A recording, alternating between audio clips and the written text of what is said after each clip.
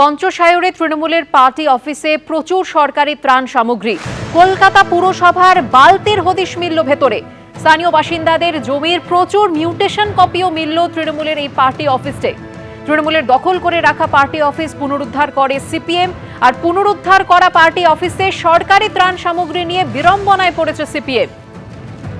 স্থানীয় কাউন্সিলর ও পুলিশকে সরকারি ত্রাণ সামগ্রী নিয়ে যেতে বলা হয়েছে সিপিএম এর তরফে। পঞ্চশায়রে তৃণমূলের পার্টি অফিসে মিলল প্রচুর সরকারি ত্রাণ সামগ্রী। জেলায় জেলায় কিন্তু এই ছবি উঠে আসছে। আর এবার একেবারে পঞ্চশায়রে তৃণমূল পার্টি অফিস, যা সিপিএম পুনরুদ্ধার করে তৃণমূলের কাছ থেকে। তবে পুনরুদ্ধার করার পর পার্টি অফিসের ভেতরের ছবি দেখে চক্ষু চড়ক গাছ। প্রচুর পরিমাণে সরকারি ত্রাণ সামগ্রী কিন্তু ভেতরে মজুত করে রাখা হয়েছে।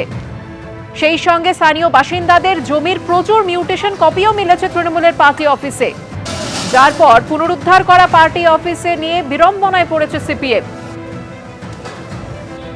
স্থানীয় কাউন্সিলর ও পুলিশকে সরকারি ত্রাণ সামগ্রী নিয়ে যেতে বলা হয়েছে সিপিএম এর তরফে। পঞ্চশায়রের ছবি আপনারা দেখতে পাচ্ছেন। প্রচুর কলকাতা পুরসভার বালতি উদ্ধার হয়েছে। সবুজ এবং নীল রঙের বালতি প্রচুর পরিমাণে মজুত করা ছিল এই তৃণমূলের পার্টি অফিসে।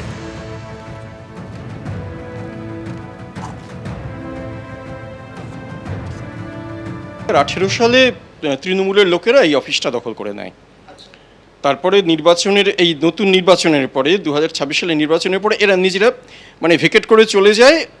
এ ছিল তালাবন্ধ ছিল, আমরা দখল করে নিয়েছি। তারপরে প্রথম কথা হচ্ছে, এরা এটা নিয়েছিল ঠিকই, কোনো কাজে লাগাতো না, বন্ধ করে আবর্জনা পড়ে ফেলে রেখে দিয়েছিল। তারপরে আমরা এসে ভেতরে দেখি এই সমস্ত বালতি, তার ঢাকনা সমস্ত সারি সারি পড়ে আছে আর কি।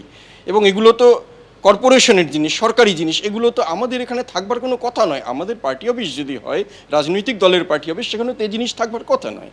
এবং যখন এটা তৃণমূলের পার্টি অফিস হিসেবে ব্যবহার হচ্ছিল, তখন ওটা এখানে থাকবার কথা নয়। আমরা আমাদের পার্টিকে জানিয়েছি, পার্টি পুলিশের সঙ্গে এবং কাউন্সিলের সঙ্গে যোগাযোগ করেছেন।